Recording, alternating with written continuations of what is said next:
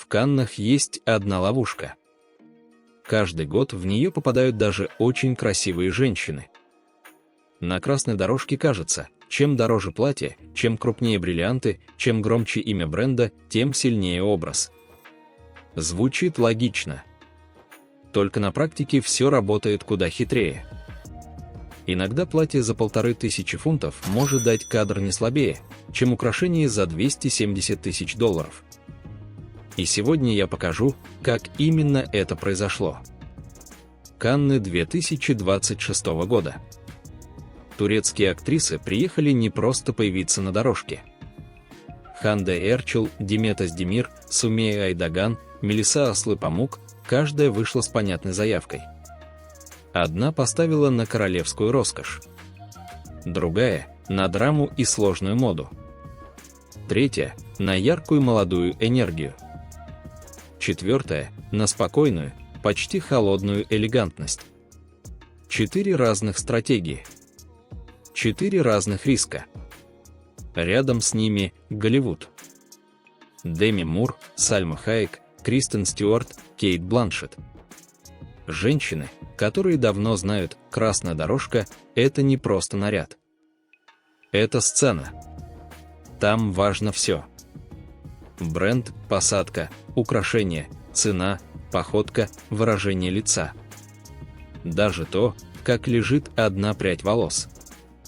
И они играют по этим правилам годами. Я смотрю на эти выходы не как стилист из глянцевого журнала, который обязан всем восхищаться. Я смотрю как зритель и как мужчина. Цепляет образ или нет? Хочется ли пересматривать кадры? Запоминается ли женщина, или остается только мысль: да, платье дорогое. Сегодня мы разберем все по-честному. Кто был в Софи Кутур, кто вышел в Трендел Миллер Касторм Кутур, где платье стоило 1585 фунтов, где колье доходило до $270 000, а где цена вообще не раскрыта, потому что перед нами не магазинная покупка, а краснодорожечный образ уровня High Jewelry. Будут конкретные бренды, конкретные цифры, конкретные имена. Без пустых восторгов. Самое интересное начнется там, где картинка обманывает. Образ может быть золотым, но не самым смелым. Может быть простым, но выглядеть дороже сложного. Может быть созданным известным домом моды, но проиграть из-за одной неправильной пропорции. А может стоить меньше, чем одно колье другой звезды, и все равно собрать больше живого внимания. Для меня главный вопрос этого выпуска звучит так: кто в Каннах выглядел не просто богато, а убедительно? Потому что деньги на дорожке видны сразу. Вкус не всегда. Уверенность еще реже. Перед тем, как мы начнем первое сравнение, попрошу вас об одной простой вещи. Подпишитесь на канал, если вам интересны турецкие звезды, Голливуд, красные дорожки, наряды, украшения и все, что происходит за красивой витриной шоу-бизнеса. Здесь мы разбираем не слухи ради шума, а детали, которые обычно остаются за кадром. А теперь к первой, кого в этом году сразу назвали королевой Канн. Ханде Эрчел вышла в золоте, и камеры нашли ее мгновенно. Но вот вопрос: королева ли она на самом деле, или просто самая красивая гостья на чужом празднике? Сейчас разберемся. Ханде Эрчел в Каннах всегда выходит так, будто заранее знает, камеры будут искать именно ее. И в этом году она не ошиблась. Золотое платье Софи Кутур – не просто блестящий вечерний наряд, а образ с явной заявкой на статус. Силуэт вытянутый, посадка плотная, верх скульптурной с асимметричной линией, из-за которой платье не превращается в обычную золотую колонну. Это тот случай, когда наряд работает на первое впечатление мгновенно. Увидел кадр, понял, перед тобой звезда. Сама идея понятна. Ханде Эрчел не стала играть в сложную моду, не ушла в странный крой, не стала проверять зрителя на терпение. Она выбрала золото, сияние, гладкую укладку, уверенный макияж и крупное украшение. Такой образ легко читается даже без подписи: роскошь, красная дорожка, главная героиня вечера. И именно в этой легкости считывания кроется и сила, и слабость. Главная деталь – колье Pamela Gem Superlative High Jewelry Necklace.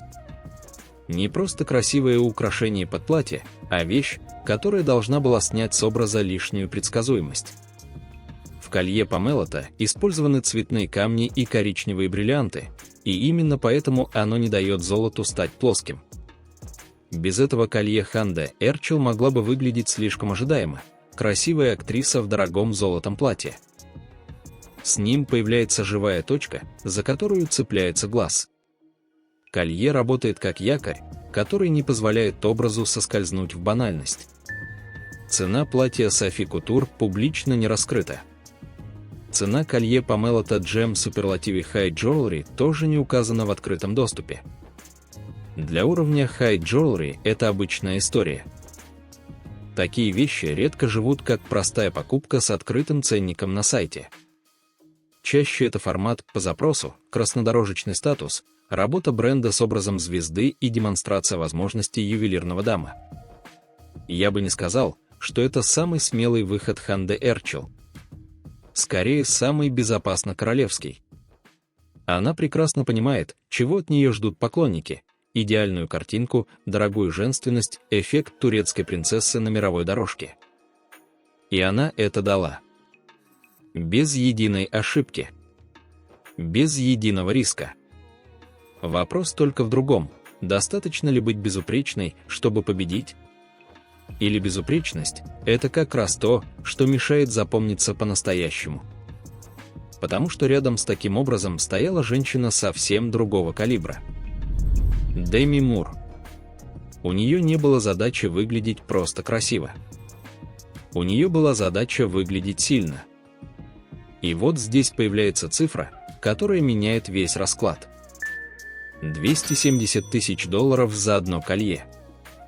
Более 156 карат лабораторных бриллиантов. И при этом ни одной попытки кого-то перекричать. Деми Мур не нужно доказывать, что она звезда. Она входит в кадр с биографией, опытом и той самой голливудской уверенностью, которую невозможно надеть вместе с платьем. Один из ее выходов в Каннах 2026-го – красное платье Кастром Гуччи Био Демна.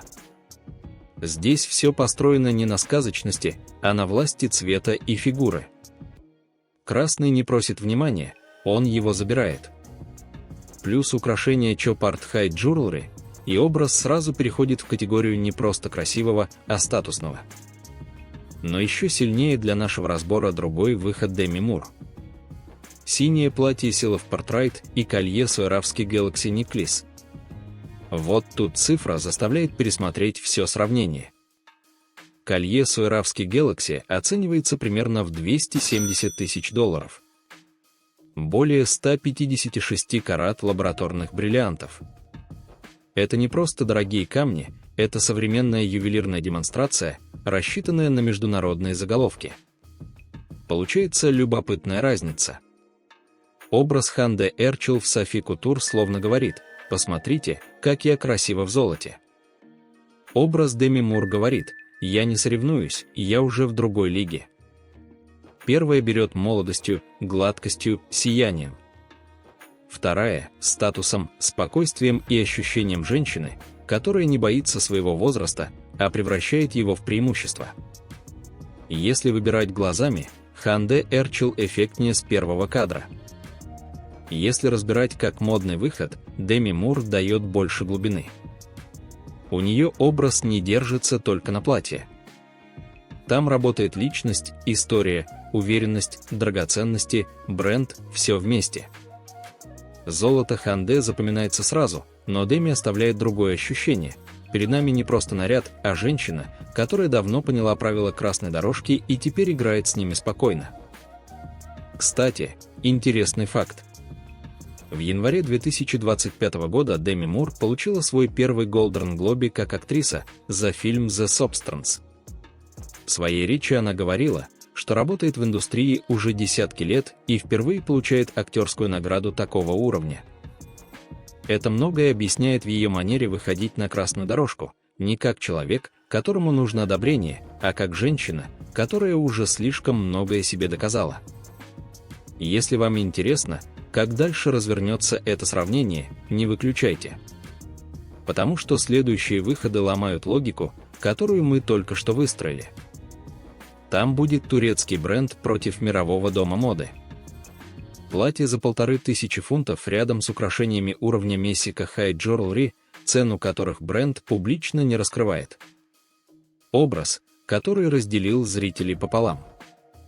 И тихий выход, который, возможно, оказался дороже многих громких вместе взятых.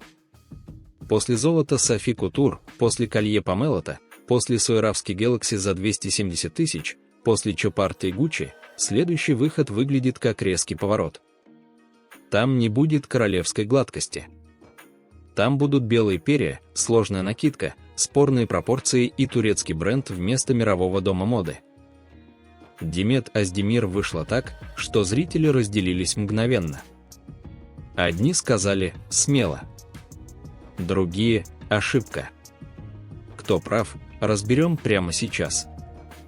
Demet Özdemir вышла в Каннах совсем не в том настроении, в котором обычно ждут звезду турецких сериалов. Не было легкой улыбки, мягкой романтики, привычной солнечной энергии. Она выбрала белый драматичный образ Трендел Миллер Кастром Кутур, и сразу стало ясно, это попытка сыграть не в милую актрису, а в большую красную дорожку. Само решение интересное. Трендел Миллер – не классический дом высокой моды вроде Dior или Gucci. Это турецкий бренд, с которым Demet Özdemir давно связана как лицо рекламных кампаний. Поэтому ее выход в Каннах – не просто платье, а заявка. Турецкая массовая мода тоже может попробовать говорить языком кутюра. Это смелый ход. Рискованный. И именно поэтому интересный. Платье Трендел Миллер Кастром Кутур было создано специально для нее. Итальян крпи, сатин крпи, белая накидка и перьевые детали. Цена не раскрыта, и здесь это понятно. Перед нами не готовая модель из каталога, а краснодорожечный кастом-дизайн. Купить такое платье, как в магазине, зрительница не сможет, потому что оно делалось под конкретный выход и конкретную актрису. Идея на бумаге сильная: белый цвет, открытая спина, перья, чистая линия, драматичный силуэт. В теории это могло дать эффект современной ледяной королевы, без сказочности, в более взрослой, холодной версии. Demet Özdemir обладает фигурой и лицом, которые могут вытянуть сложный образ. Проблема началась не в самой идее, а в том, как все это сработало вместе. Перья – опасная вещь.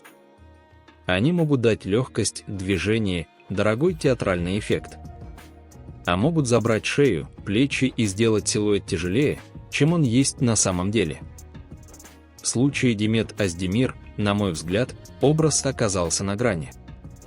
На отдельных кадрах он выглядел дорого и необычно, но в движении накидка и перья перетягивали внимание на себя. Смотришь не на Demet, а на конструкцию вокруг нее. Выражение лица тоже сыграло свою роль. Она почти не улыбалась, держалась строго, даже немного холодно. Возможно, это было частью задумки. Такой образ просит загадочности. Но когда платье уже само по себе драматичное, слишком серьезное лицо может добавить не тайны, а напряжения. Красная дорожка не про то, чтобы все время улыбаться. Но она точно про внутреннюю свободу. У Demet Özdemir в этот раз свободы, как мне кажется, не хватило. Для сравнения рядом хорошо поставить Сальму Хайек. У нее в Каннах тоже был белый образ с перьями, кастром Gucci Биоидемна на мероприятии Kering Women in Motion Awards. Цена этого платья публично не раскрыта, но бренд и уровень события сразу задают понятный статус. Образ дополняли серьги с изумрудами и бриллиантами, крупные бриллиантовые кольца, а в фэшн-публикациях украшения указывались как Баурчран. Сальма Хайек давно умеет носить такие вещи. Она не растворяется в платье, а заставляет платье работать на себя. Разница между Demet Özdemir и Сальмой Хайек не в возрасте и не в фигуре. Разница в управлении образом. Сальма может надеть сложное платье с перьями и все равно остаться главным центром кадра. У нее в образе есть расслабленная уверенность.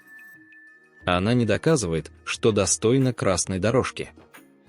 Она просто на ней находится, и этого достаточно. Димет Оздемир же будто пыталась удержать очень сложную модную конструкцию.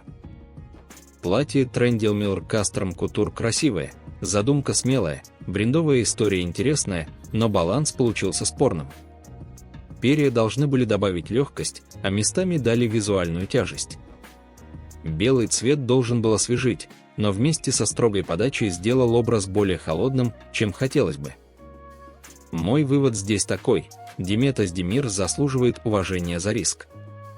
Вывести Trendyol Custom Couture на Каннскую дорожку – это сильный ход для турецкой индустрии. Не каждая актриса решилась бы поставить на бренд, который не является привычным именем мировой высокой моды. Но если судить именно образ, а не идею, Сальма Хайек в белом бутче выглядела цельнее. У Димет был интересный замысел. У Сальмы – готовый результат. В моде это разные вещи. После этой белой драмы особенно резко смотрится следующий выход. Красное платье, молодая актриса, открытая улыбка, понятная цена и при этом одна деталь, из-за которой зрители начали спорить не меньше, чем о перьях Димет Оздемир. Сумея Айдаган вышла так, что ее невозможно было не заметить. Но достаточно ли яркого цвета, чтобы образ стал по-настоящему сильным? И что происходит, когда платье стоит 1585 фунтов, а рядом бриллианты Мессика на 43 карата? Сумея Айдаган в Каннах выглядела совсем иначе, чем Димет Оздемир. После белых перьев и строгой драмы красное платье, открытая улыбка, живая энергия. Такой выход зритель считывает сразу. Молодая актриса не прячется за модной конструкцией, она хочет нравиться, хочет сиять, хочет быть заметной. И в этом нет ничего плохого. На красной дорожке искренность иногда работает сильнее любой стратегии. На ней было платье Munslhekan Yildirim Estrelor Dress in Red из линии Resort 26. Это уже не та история, где цена спрятана за словом «кастром». Модель можно найти в продаже на Cold Mia, и ее стоимость указана примерно 1585 фунтов. Для красной дорожки Канн это не запредельная сумма, особенно если рядом вспоминать украшения за сотни тысяч долларов. Но именно поэтому образ Сумея Айдаган интересен, платье не обязано стоить как квартира, чтобы работать в кадре. У Estrelor Dress in Red понятная драматургия: корсетный верх, заниженная линия талии, легкая шифоновая юбка, насыщенный красный цвет. Оно сделано для движения и для камер. Такой оттенок не дает актрисе потеряться среди фотографов, а силуэт подчеркивает молодость без излишней тяжести.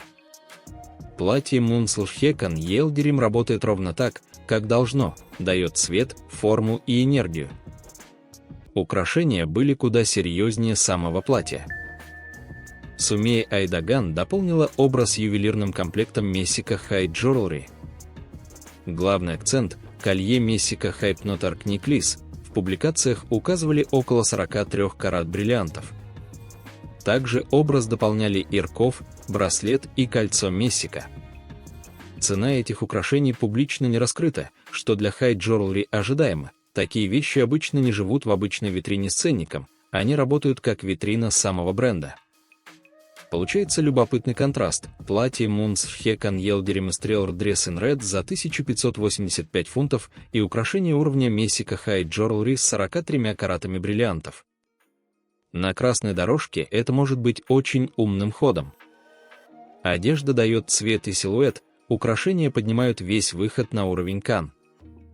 В теории все собрано правильно. Спор начался вокруг укладки. Сумея Айдаган улыбалась, держалась легко, в ней было много жизни. Но волосы выглядели слишком прилизанно, а та самая одинокая прядь у лица стала деталью, которую заметили почти все. Казалось бы, мелочь. Только на красной дорожке мелочей нет. Особенно когда платье такое яркое и женственное, ему нужна укладка, которая поддерживает ту же энергию. На мой взгляд, красному платью Estrella Dress in Red нужна была более свободная укладка. Не обязательно голливудские локоны, не обязательно сложная прическа. Просто чуть больше воздуха, мягкости, движения. Тогда образ стал бы дороже визуально. Сумея Айдаган сама по себе очень фотогеничная, и ее улыбка вытягивала выход, но волосы будто не до конца договорились с платьем. Теперь рядом поставим Кристен Стюарт. У нее в Каннах совсем другой подход к красной дорожке. Chanel Falls Winter 26, красно-черное платье, и вместо привычных каблуков черный винтидж Козак 72 Sneakers. В другом выходе она тоже выбрала кроссовки, уже винтидж Nike, поэтому это не случайность, а часть ее краснодорожного языка. Цена Chanel образа публично не раскрыта, но здесь важнее не сумма, а смысл. Кристен Стюарт давно построила свой стиль на сопротивлении идеальности. Ее не ждут с мягкими локонами и принцессной походкой. От нее ждут нерв, характер, внутренний протест. Поэтому кроссовки рядом с Chanel не выглядят случайной ошибкой. Это ее язык.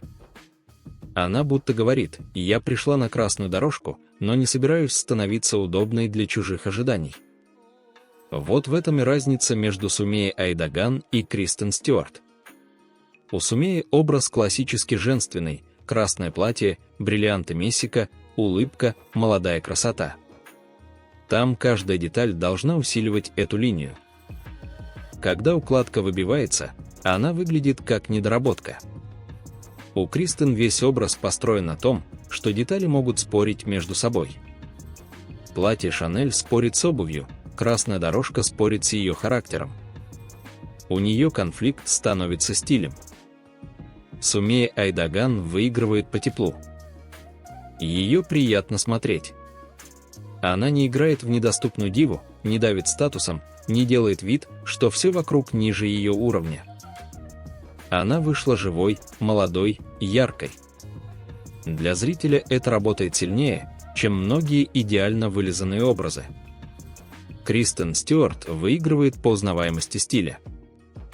Ее можно любить или не любить, спорить с ее выбором, но перепутать почти невозможно. А это на Каннах дорогого стоит. Мой счет здесь такой: платье Сумеи Айдаган – одно из самых удачных по соотношению цена и эффект. Мунцлшхе Каньелдерим Estrella Dress in Red за 1585 фунтов дало яркий кадр, а Мессика Hypnotor Knickless с 43 каратами бриллиантов добавила серьезный ювелирный вес. Но по цельности модного высказывания Кристен Стюарт все-таки сильнее. Не потому что красивее, а потому что ее образ невозможно отделить от нее самой. После красного платья и споров об укладке особенно интересно перейти к полной противоположности. Там не будет крика цвета, перьев и бунта. Там будет зеленое платье, чистый силуэт и та самая тихая роскошь, которую сначала можно недооценить, а потом вдруг понять: возможно, именно она выглядела взрослее и дороже многих громких выходов. Мелисса Аслы-Памук вышла так, что не все заметили сразу. Но те, кто заметил, не смогли отвести взгляд. Мелисса Аслы-Памук вышла в Каннах так, как часто выходят женщины, которым не нужно перекрикивать дорожку. Ни огромных перьев, ни агрессивного блеска, ни попытки любой ценой попасть в заголовки. Зеленое платье, чистый силуэт, спокойная подача. И именно поэтому образ захотелось рассмотреть внимательнее. На ней было платье Waterloo Kelly Couture из коллекции Couture SS26. В публикациях этот наряд описывали как Architectural Mermaid Gown, архитектурное платье силуэта русалка. Звучит сложно, но по факту смысл простой: платье построено не на украшениях, а на линии. Корсетная верхняя часть, вытянутый силуэт, плотная посадка, зеленый оттенок, который не спорит с внешностью Мелиссы Аслы-Памук, а подчеркивает ее. Цена платья Waterloo Kelly Couture SS26 публично не раскрыта. Это не массовая модель, которую можно просто добавить в корзину и увидеть стоимость. Перед нами кутур-уровень, где цена зависит от исполнения, ткани, ручной работы, примерок и статуса самого выхода. Украшения у Мелиссы Аслы Памук были от His on the Day Jewelry. Точное название комплекта в открытых источниках не указано, и я не стану придумывать красивое название ради эффекта. Украшение His on the Day Jewelry, стоимость публично не раскрыта. Обувь Rnei Seavilla. Для хорошего модного разбора это важно, лучше честная точность, чем громкая ошибка. Мне нравится этот образ именно своей дисциплиной. Мелисса Аслы Памук не пыталась доказать, что она самая яркая. Она сделала другое, показала, как работает дорогая простота. В таком платье нельзя спрятаться за декором. Если посадка плохая, это сразу видно. Если осанка слабая, платье теряет силу. Если украшений слишком много, ломается чистота образа. Здесь все держалось на балансе. И баланс был найден. Есть два способа выглядеть дорого на красной дорожке. Первый – надеть на себя максимум: крупные камни, сложный крой, перья, блеск, несколько брендов одновременно. Второй – убрать все лишнее и позволить качеству каждой оставшейся детали говорить за себя. Мелисса Аслы Памук выбрала второй путь. И на фотографиях это читается мгновенно. Рядом с перегруженными образами ее зеленое платье Waterloo Kelly Couture выглядит как глоток воздуха. Рядом с Мелиссой логично поставить Кейт Бланшетт. Она не американка, но для мировой красной дорожки это один из главных ориентиров вкуса. Кейт Бланшетт в Каннах давно играет не в «посмотрите, какое на мне платье», а в «посмотрите, как я умею носить идею». Один из ее выходов в Каннах 2026-го – платье Givenchy Bio Сара Бертан. В публикациях его описывали как платье с открытой спиной, цветочной вышивкой и сложной линией верха. Цена не раскрыта, и это опять тот случай, когда важнее не цифра, а уровень модного высказывания. Сара Бертран после Александр Маркоин прекрасно понимает, как соединять женственность, силу и архитектуру кроя. На Кейт Бланшетт это считывается сразу. Разница между Мелиссой Аслы Памук и Кейт Бланшетт в масштабе опыта. Мелисса выглядела очень достойно, чисто, дорого. Кейт выглядела так, будто она не просто надела платье, а вошла в него как в роль. У нее есть редкое качество, даже сложная вещь не кажется на ней тяжелой. Она умеет сделать так, чтобы зритель видел не старание, а результат. Мелисса Аслы Памук в зеленом Waterloo Kelly Couture выигрывает среди турецких актрис по спокойствию. После золота Ханде Эрчел, перьев Демет Аздемир и красного платья Сумея Айдаган ее образ будто снижает громкость и от этого выглядит взрослее. Не всем зрителям такие выходы нравятся сразу. Кто-то скажет, слишком просто. Только простота на красной дорожке – вещь опасная. Она либо выглядит бедно, либо очень дорого. У Мелиссы Аслы Памук получилось ближе ко второму. Кейт Бланшетт в Givenchy Bio Сара Бертан показывает следующий уровень этой же идеи. Там уже не просто спокойствие, а мастерство. Она не нуждается в громком свете, потому что ее лицо, осанка и манера держаться сами создают центр кадра. На мой взгляд, это и есть главный урок для красной дорожки. Платье должно усиливать женщину, а не заменять ее. Если говорить честно, в этой паре Кейт Бланшетт сильнее по цельности. Но Мелисса Аслы Памук – одна из самых приятных неожиданностей среди турецких выходов в Каннах 2026-го. Ее образ не кричал, не спорил, не пытался шокировать. Он просто был собран. А на фоне Канн, где многие хотят быть громче всех, собранность иногда выглядит роскошнее любого блеска. После 4 сравнений становится ясно, считать победителя только по цене невозможно. У кого-то платье кастром и стоимость скрыта. У кого-то украшение Swarovski Galaxy за $270 тысяч. У кого-то платье Мунслш Хекан Елдерим за 1585 фунтов, но рядом бриллианты Мессика Хай Jewelry на 43 карата. У кого-то минимум деталей, зато максимум вкуса. Деньги видны сразу. Стиль приходится доказывать каждой деталью. И вот теперь, когда все образы разобраны, пора ответить на главный вопрос: кто реально победил? Кто выглядел не просто дорого, а убедительно? Ответ в следующей части. И он не такой очевидный, как кажется. После всех этих выходов становится понятно: Канны не про то, кто просто надел самое дорогое.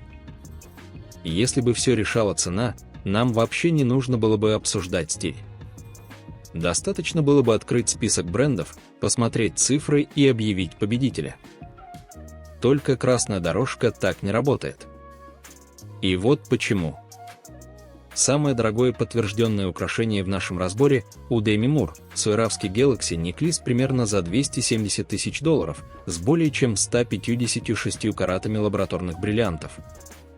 Самое понятное соотношение цены и эффекта у Sumie Айдаган красная Mons Hekan Yildirim Streller Dress in Red за 1585 фунтов и ювелирный вес Messika High Jewelry. Самый королевский турецкий кадр у Hande Erçel в Sophie Couture и Pamelota. Самая смелая турецкая идея у Demet Özdemir в Trendyol Miller Custom Couture. Самая тихая роскошь у Мелиссы Аслы Памук в Waterloo Kelly Couture. У каждой была своя сильная сторона. Hande дала картинку, которую легко запомнить. Demet дала риск. Sumie дала энергию. Мелисса дала вкус. Demi Moore дала статус. Сальма Хайек дала уверенность. Кристен Стюарт дала характер. Кейт Бланшетт дала мастерство. Красная дорожка проверяет не кошелек, а точность. Деньги могут купить платье, бриллианты, команду, доступ к бренду. Но они не покупают легкость. Не покупают осанку. Не покупают выражение лица. Не покупают тот момент, когда зритель смотрит и верит: да, эта женщина на своем месте. Вот почему финальный вердикт не может быть простым. Турция действительно вышла на Каннскую дорожку уверенно. Hande Erçel, Demet Özdemir, Sumie Айдаган и Мелисса Аслы Памук дали 4 разных типа женской подачи. Голливуд ответил опытом, свободой и умением превращать наряд в личное высказывание. Осталось только честно раздать место и сказать, кто в какой категории оказался сильнее. Это прямо сейчас. Теперь можно честно раздать место. Не как в школьном конкурсе красоты, где всем вручают по ленточке. Здесь каждая женщина сыграла свою партию, и у каждой был свой риск. Разложим по номинациям. Самый королевский выход – Hande Erçel. Золотое платье Sophie Couture и колье Pamelota Gem Superlative High Jewelry Necklace сделали именно тот эффект, на который все было рассчитано. Hande Erçel выглядела как турецкая звезда международного уровня. Дорого, гладко, женственно, без случайных деталей. Цена платья и украшения не раскрыта, но это не мешает образу считываться как статусный. У меня к нему один вопрос: не слишком ли он безопасный для актрисы, от которой уже ждут безупречности? Красиво, да.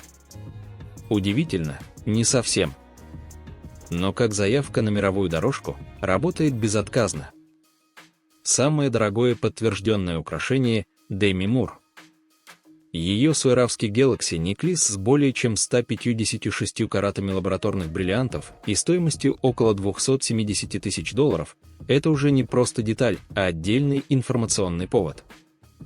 Добавьте к этому Custom Gucci Bio Demna Chopard High Jewelry в другом выходе, и становится ясно, Demi Moore работала не на один красивый кадр, а на образ женщины, которая знает себе цену без лишней суеты.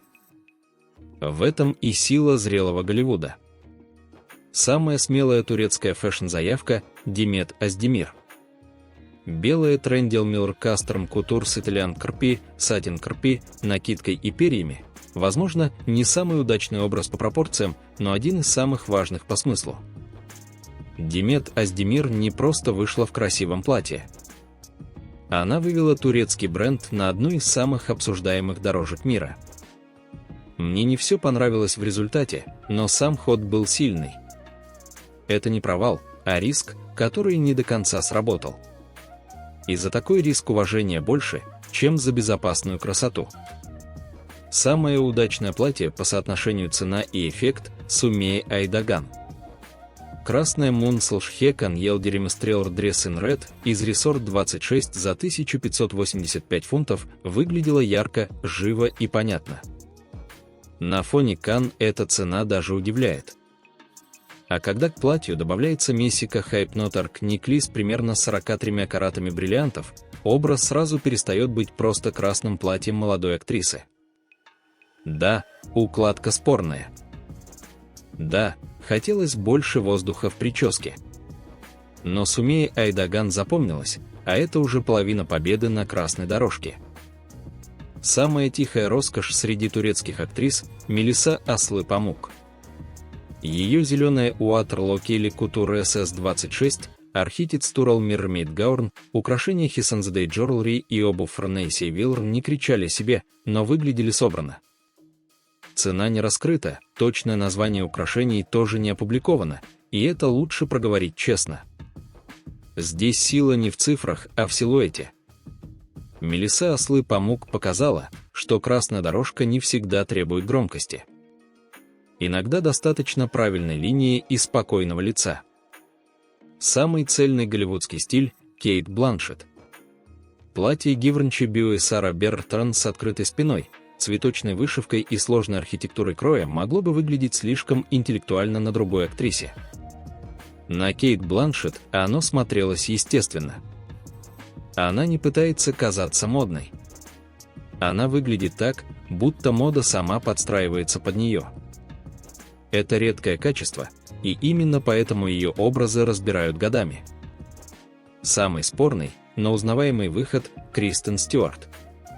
Красно-черная Chanel Fowls Winter 26, черный винтидж Козак 72 Sneakers, резкая подача – все это легко раскритиковать, если смотреть только с позиции классической красоты. Только Кристен Стюарт давно не играет в классическую красоту. Она продает характер. У нее даже спорная обувь становится частью образа, потому что зритель понимает, это не случайность, это ее подпись. Самая женственная уверенность – Сальма Хайек. Белое платье Custom Gucci Bio Demna с перьями на Kirin Women in Motion Awards, серьги с изумрудами и бриллиантами, крупные кольца, украшения уровня Borch-Run – все это могло бы легко перегрузить образ. Но Сальма Хайек не исчезла за платьем и камнями. В ее случае главный аксессуар – спокойная уверенность женщины, которая знает, что ей идет. Если собрать все вместе, Турция выиграла по свежести. Голливуд – по опыту. Турецкие актрисы дали красивые, обсуждаемые, местами очень смелые выходы.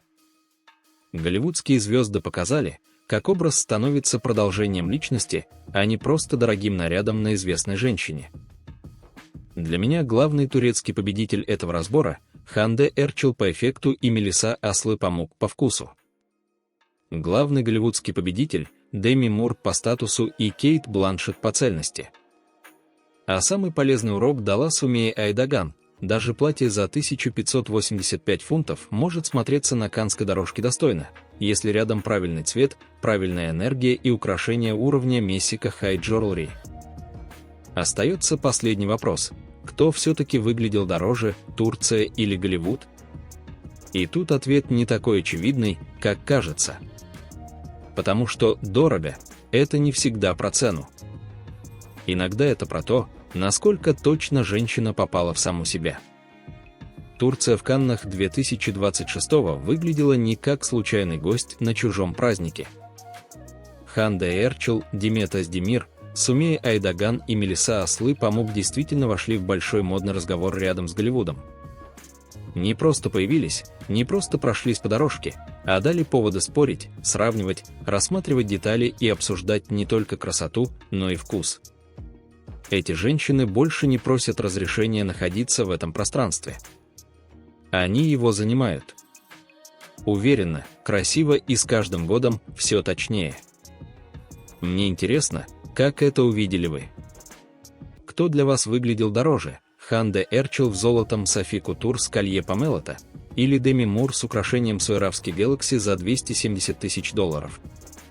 Чей образ оказался самым удачным? Мелиссы Аслы Памук, Диметас Демир, Сумея Айдаган, Сальмы Хайек, Кристен Стюарт или Кейт Бланшетт? Напишите в комментариях. В таких разборах самое интересное часто начинается именно после ролика в ваших мнениях. Если вам нравятся такие разборы, без пустых восторгов, с названиями брендов, ценами, каратами и честным взглядом на образы звезд, поддержите ролик лайком. Это не просто кнопка, это сигнал, что такой формат нужен и стоит делать еще. Подпишитесь на канал, если хотите видеть следующие выпуски. Здесь мы будем разбирать турецких актрис, Голливуд, красные дорожки, громкие выходы и те детали шоу-бизнеса, которые обычно остаются за красивой фотографией. Увидимся в следующем выпуске. Там, как всегда, посмотрим не только на картинку, но и на то, что за ней стоит.